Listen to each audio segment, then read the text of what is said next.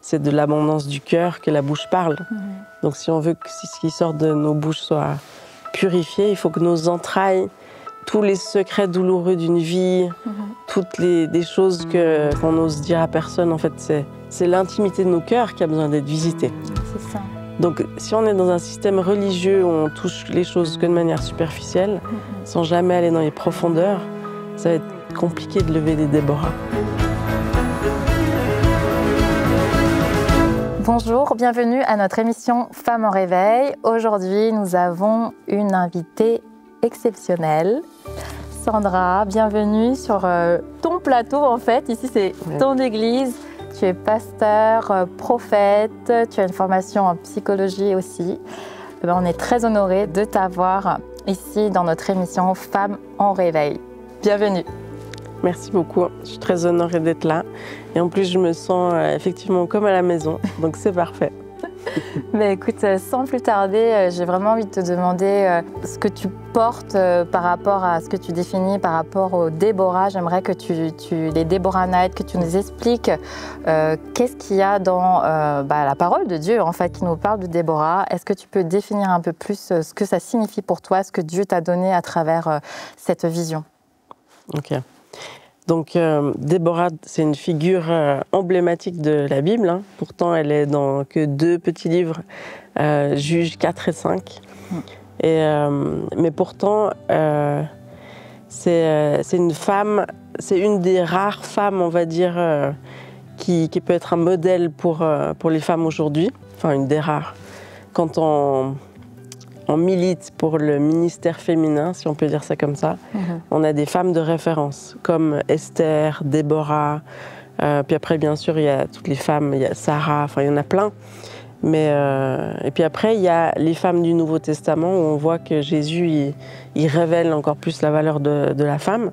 Mais Déborah, elle est juge, elle est prophète, elle est mariée, et puis elle va collaborer avec un homme, Barak notamment. Et donc moi, je ne me suis pas vraiment intéressée à Déborah jusqu'à ce que Dieu m'interpelle et qu'il me dise à un moment donné, Sandra, je veux que tu lèves des Déborah. Et donc, j'étais, ok, Déborah. Donc j'ai commencé à étudier un petit peu la vie de Déborah. Et puis c'est vrai que souvent, hein, quand Dieu interpelle, il dit, lève-toi. Lève-toi Gédéon, lève-toi Déborah, lève-toi Josué. Et puis ça commence toujours par lève-toi. Puis on a ce fameux passage qu'on cite pas mal ces derniers temps, c'est Ésaïe 61 qui dit lève-toi et brille. Lève-toi, sois éclairé parce que sur toi ma gloire va apparaître alors que les ténèbres vont recouvrir la terre. Sur toi je vais libérer ma gloire. Et on est dans un temps comme ça où je pense que Dieu va vraiment utiliser les femmes d'une manière particulière. Donc, ce que Dieu m'a montré, c'est de m'occuper des femmes en particulier, de lever ces Déborah. Et il m'a dit, si tu veux qu'elles se lèvent, il faut que tu travailles à la guérison de leurs entrailles. Et donc, les entrailles, on aura l'occasion peut-être d'en parler un petit peu. Mais c'est le lieu très saint du temple que nous sommes, du tabernacle que nous sommes. Et c'est le lieu d'adoration, c'est le lieu de connexion avec Dieu par excellence. Et pourtant, donc c'est un lieu de puissance. Et comme toutes les choses puissantes que Dieu nous donne, elles sont convoitées et contestées par l'ennemi. Tout ce qui est puissant, le couple, la famille, les enfants, enfin tout ça c'est contesté, l'alliance bien sûr. Mais les entrailles, c'est très contesté. Donc nos entrailles, elles sont contestées déjà dans l'enfance, quand on subit d'une manière plus ou moins forte, je sais pas, des agressions sexuelles par exemple. Ça c'est un vol d'entrailles, comme tout ce qui est les pertes de grossesse pour une femme, qu'elle soit volontaire ou non. C'est tout ce que l'ennemi essaye de voler dans les entrailles d'une femme, c'est-à-dire là où la vie est censée prendre toute la place.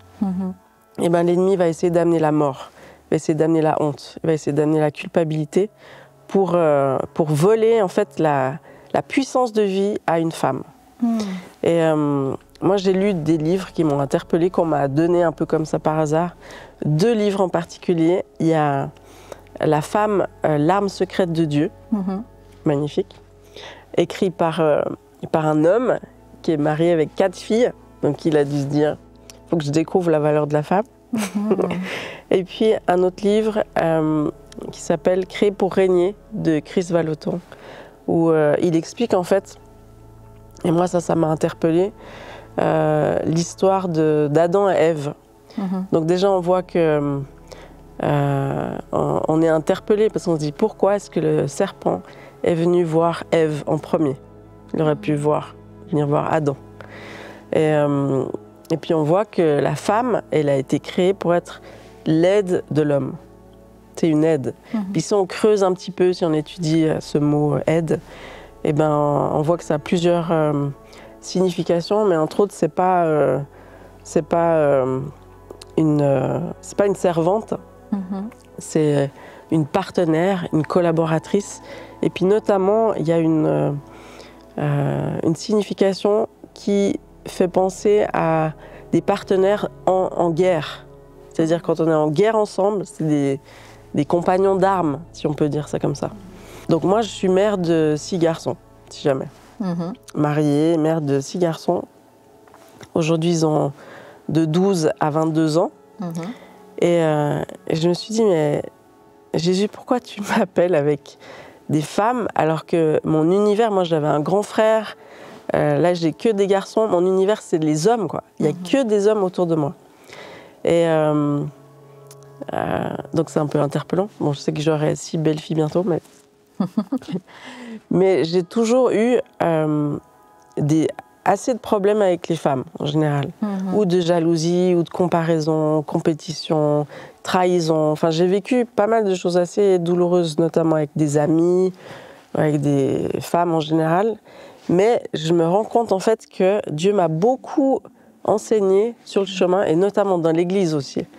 Il m'a montré des choses qui sont perverties chez la femme, mais qui ne sont pas censées l'être. C'est-à-dire, la femme, selon Dieu, c'est une Déborah, on va dire.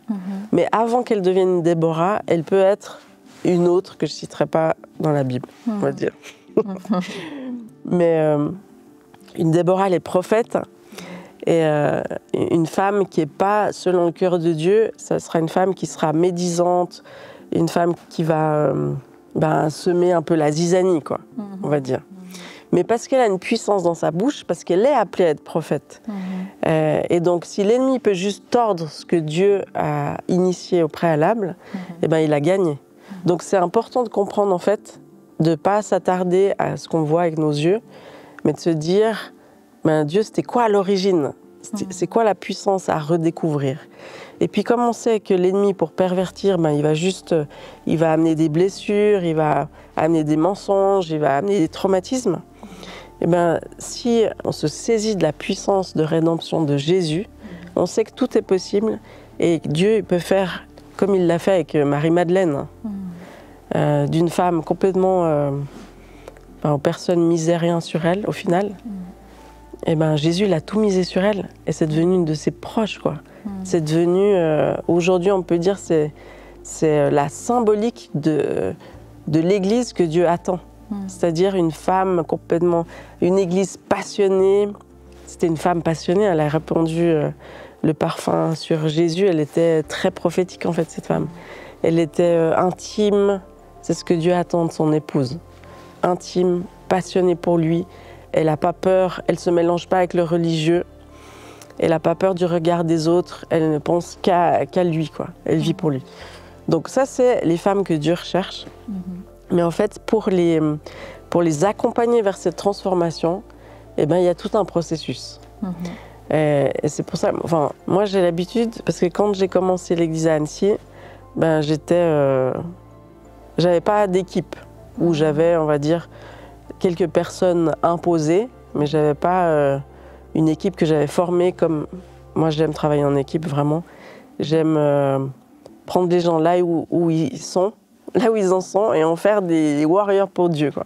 Ça, c'est comme ça que Dieu m'a faite. Voilà.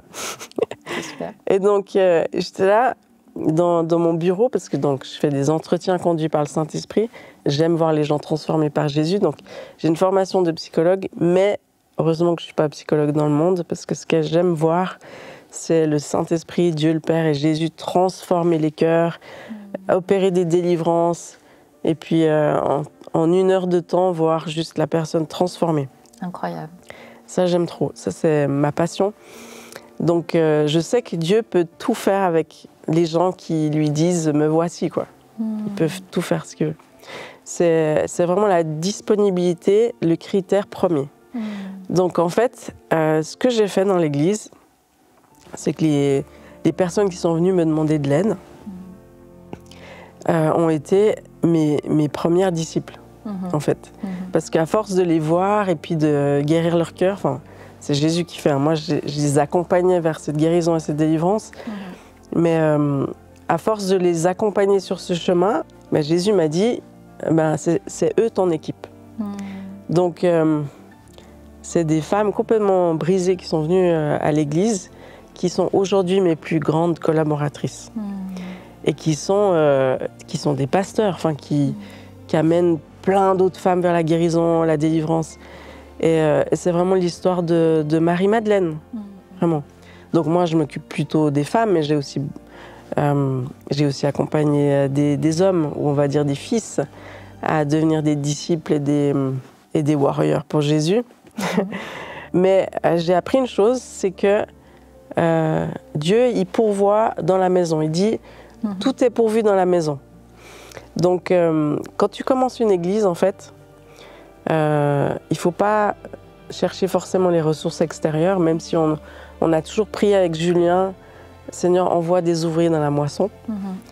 Mais tout le travail qu'on a fait pendant ces 12 ans, et je tiens à dire qu'avec Julien, on est pasteurs les deux ensemble, c'est-à-dire on est un couple pastoral, parce qu'on croit qu'une église, elle a besoin de 2 parents.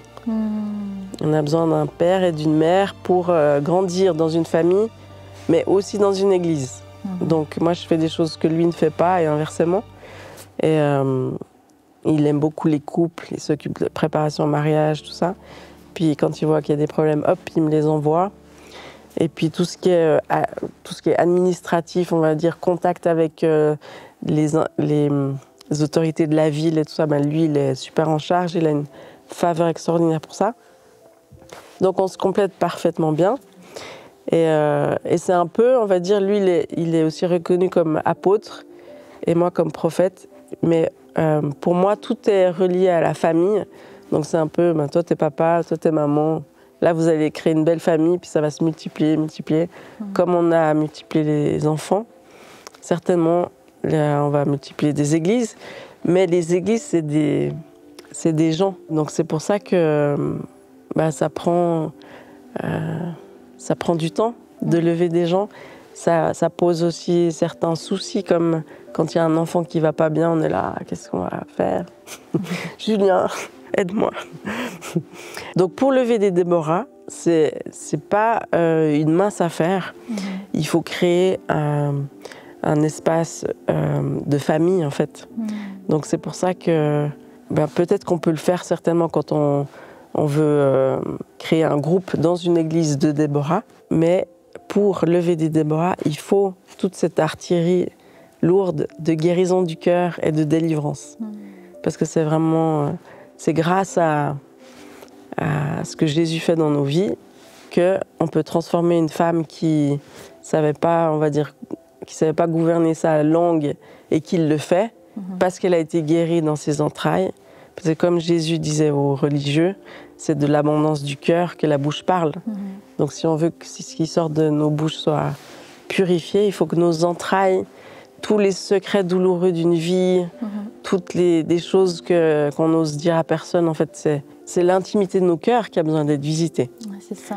Donc si on est dans un système religieux où on touche les choses que de manière superficielle, sans jamais aller dans les profondeurs, ça va être compliqué de lever des Déborah.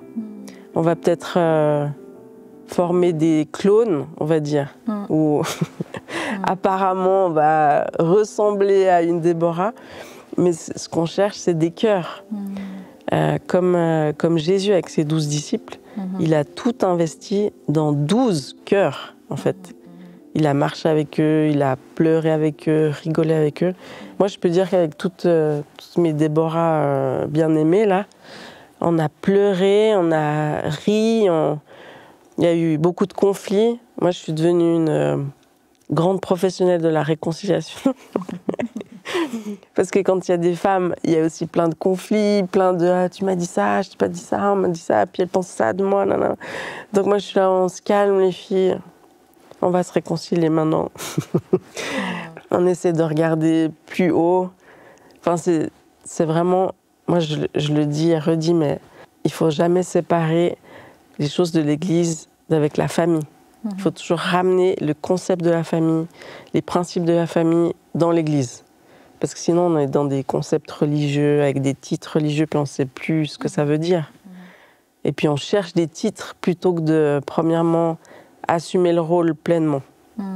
Parce que parent, c'est un sacré rôle. C'est pas un titre honorifique. Ouais. Tu sais, tout à l'heure, quand tu parlais du fait que vous êtes un vrai couple pastoral et que, en fait, ça demande d'avoir 2 parents, est-ce que toi, tu as senti qu'il y a des moments, Dieu il a dû te révéler vraiment ton rôle à côté de Julien, comment vous vous calez, mais aussi s'il y a des choses que toi, tu as dû combattre pour pouvoir rentrer dans ton appel, dans ta place à toi, s'il y a des choses que tu as dû dépasser ou des révélations que tu as dû avoir par rapport à ton identité de parent dans l'Église ou que tu as dû saisir des choses que Dieu te donne, toi, dans ton appel personnel, ou tu les as toujours eues? Moi, c'est en observant un petit peu autour de moi ou l'expérience que j'ai pu avoir de côtoyer certains ministères et puis de voir comment les gens se comportaient. Et puis j'ai observé que, parce qu'avec Julien, on n'a pas baigné dans l'église tout petit. Moi, je viens d'un milieu catholique, donc j'allais à l'église et tout ça, mais on était... Et puis Julien dans un milieu protestant, mais plutôt traditionnel, on va dire. Donc on était dans le monde et puis on s'est convertis radicalement. Donc on n'avait pas peut-être le côté un peu biaisé d'une éducation dans l'église. Hein, il y a plein de bonnes choses, mais il y a aussi des choses un peu biaisées. Donc par exemple, j'ai jamais dû lutter pour avoir l'impression d'avoir une place en tant que ministère féminin. Pour moi, c'était naturel, par exemple. Et puis j'ai observé qu'il y avait une certaine culture dans le milieu religieux où des hommes ou des femmes pouvaient penser qu'ils devaient sacrifier leur famille pour le ministère. Et puis ça, c'est toujours quelque chose qui m'a interpellée. Je me suis dit, mais non, en fait, tes enfants, ça devrait être tes premiers disciples. Et puis tu devrais leur montrer qu'ils sont en priorité par rapport à l'Église. Puis après, si ta famille fonctionne bien et puis que si tu manifestes déjà le royaume de Dieu dans ta famille, bah, ça déborde dans l'Église. Puis après, c'est plutôt une coupe qui déborde plutôt que de montrer une certaine facette de toi à l'Église qui n'est pas du tout celle que tu vas montrer à tes enfants. Enfin, pour moi, c'est toutes des problèmes. Par exemple, je donne cet exemple, je ne sais pas si c'est un bon exemple, mais on a toujours eu à cœur de travailler à l'unité des églises où on était. Et dans le village où on était en Suisse, avant de partir en Normandie, on a aidé un pasteur de l'église. Et puis on a découvert par la suite que le fils de ce pasteur était devenu avait commencé à faire des films, était connu par rapport à ça. Puis le premier film qu'il avait fait, c'était sur son père et sur le fait qu'il partage son coming out à son père. Donc un fils qui est devenu homosexuel et qui fait un film sur son père, mais qui le montre de manière très... catastrophique, je ne sais pas comment dire. Il filme son père, mais il montre tous les travers de sa vie, en fait. Donc, pas du tout l'honneur, quoi. C'est pas honore ton père et ta mère. Mais en même temps, je peux comprendre qu'un enfant, il ne supporte pas d'entendre parler de Dieu son père et de ne pas le manifester dans son intimité familiale.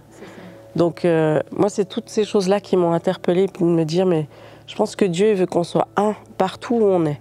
Et moi, par exemple, on n'a jamais voulu devenir pasteur avec Julien. C'est pas du tout quelque chose qui nous préoccupait. On voulait juste faire avancer le royaume de Dieu, prier pour les gens, enfin. Et puis, et entre autres, moi, j'avais pas l'intention d'être pasteur parce que de voir un peu les femmes de pasteurs autour de moi, je me suis dit, mais j'ai pas envie d'être comme elles. J'ai pas envie de faire semblant ou de devoir faire semblant d'être contente, de dire bonjour à tout le monde, de jouer un rôle, quoi. Ça, je me disais, jamais de la vie, je veux jouer un rôle. Et donc, pour moi, ben non. Déjà, femme de pasteur, tu te demandes qui tu es. Ben, c'est bien d'être la femme de... Je trouve que c'est honorant, mais je pense que c'est un petit peu limité quand même. Même si Déborah, elle était la femme de Lapidote, par exemple. Donc, on la caractérise comme ça aussi. Donc, c'est un honneur d'être la femme de. Donc, je ne veux pas limiter ça, mais en même temps, c'est important de considérer le ministère de la mère, quoi. La puissance maternelle. Et puis ça, il y a un des noms de Dieu qui l'exprime comme ça devrait être, mais il y a peu de gens qui connaissent la profondeur du nom de Dieu, El Shaddai. El Shaddai, ça veut dire Dieu tout-puissant, et ça veut aussi dire le Dieu des mamelles. Ça veut dire qu'il y a une puissance dans le fait d'allaiter déjà, il y a une puissance dans le fait de materner, il y a une puissance de vie qui est libérée notamment par la mère. Et puis ça, c'est la nature de Dieu, parce que quand Dieu il a créé Adam, il y avait le féminin et le masculin dans Adam. Et après, quand il a tiré Ève de Adam, il a tiré le féminin de Adam pour créer Ève. Et donc après, c'est Adam et Ève qui manifestaient pleinement la nature de Dieu. Et donc c'est pour ça qu'on a aussi des parents qui manifestent ensemble la nature de Dieu. Et moi, je dis souvent que Dieu il a deux facettes, c'est l'amour et la justice. C'est un peu comme des parents, genre le père, il va plutôt exercer la discipline, l'autorité, et la mère, elle va plutôt manifester l'amour. Donc ça, si on a la chance d'avoir deux parents. Et donc, ils se complètent parfaitement, et en même temps, ils expriment ces deux natures de Dieu ensemble. C'est pour ça qu'on ne peut pas... Enfin, moi, je trouve un peu dommage de dire, bon, il y a des hommes pasteurs et il y a des femmes pasteurs seuls. Moi, je pense qu'il y a besoin des deux. Alors, peut-être qu'il y en a qui ont plus ou moins des dons pour certaines choses. Hein. Mais je pense que c'est important de considérer qu'une église a besoin de deux parents. Et quand tu parles de famille, pour garder, qu'est-ce qu'on peut faire pour garder justement le cœur de Dieu pour la famille? Comment on fait pour préserver? Est-ce que tu as des conseils pratiques pour des parents qui nous écoutent ou des personnes qui remarquent « Ah, j'ai mis d'autres choses avant ma famille, avant mes enfants. Et en fait, j'ai envie de changer ça, mais je ne sais pas comment. » Ouais. Ben, c'est vrai qu'il y a plusieurs femmes qui sont venues vers moi en me disant j'ai l'impression que mes enfants me bloquent dans le ministère, par exemple. Ça, c'est la chose qui me frappe le plus, parce que je leur dis, mais ton ministère, là, le plus important, c'est ton rôle de maman. C'est celui qui va porter le plus de fruits, c'est celui qui va te poursuivre toute ta vie. Parce qu'en fait, tes enfants, ils sont éternels. La seule chose que tu pourras prendre au ciel, notamment où tu vas les retrouver s'ils sont convertis, c'est tes enfants. Il n'y a rien que tu peux prendre au ciel. C'est des êtres éternels. Puis ça, on oublie. Moi, je me rappelle, je sais que quand on a des enfants, des petits-enfants, ils ont un âge, petit âge, c'est un peu le chaos, quoi. C'est la vie, ça, il faut changer de couche, se réveiller la nuit, c'est un peu le chaos. Après, c'est important d'avoir des rythmes, d'exercer la discipline, tout ça. Hein. Mais je dis, on peut se dire, mon Dieu, je suis submergée. On peut se dire ça, c'est sûr. Mais il ne faut pas oublier que d'investir dans son enfant, notamment de la conception à l'âge de 5-7 ans, c'est la chose la plus importante au monde. Vraiment. Mais si on pouvait savoir ça, si tous les parents pouvaient comprendre ça vraiment, ben je pense qu'ils investiraient mieux, ou ils essaieraient moins de se débarrasser rapidement de leurs enfants pour vite retourner au travail ou pour vite reprendre leurs activités. C'est vraiment c'est des temps particuliers où il faut tout miser sur une période en particulier, parce qu'après, le bagage pour leur vie, il est donné à ce moment-là.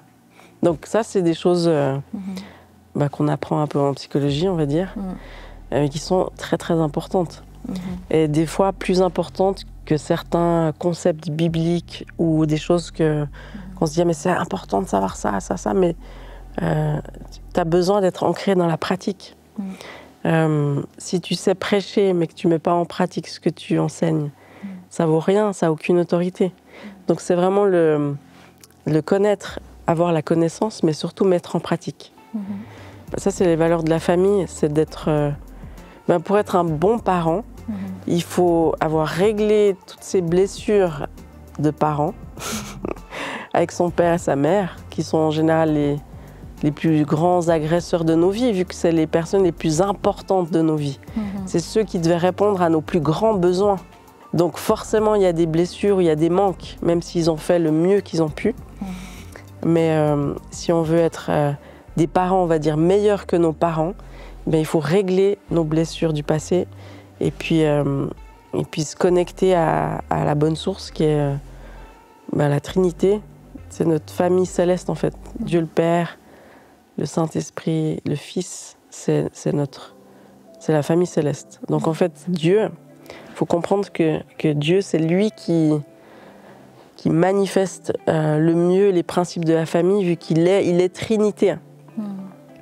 Il est comme une famille, puis il nous a créés à son image, c'est-à-dire corps, âme, esprit. On est aussi un être trinitaire, je ne sais pas comment on pourrait dire ça. Mais on parle d'une famille dès le moment où il y a un enfant. Il y a 2 parents, un enfant, c'est une famille.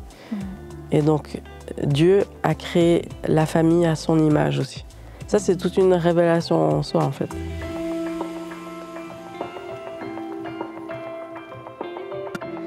Je t'invite à liker la vidéo, à la partager si ça t'a fait du bien et à t'abonner à notre chaîne TVNFR.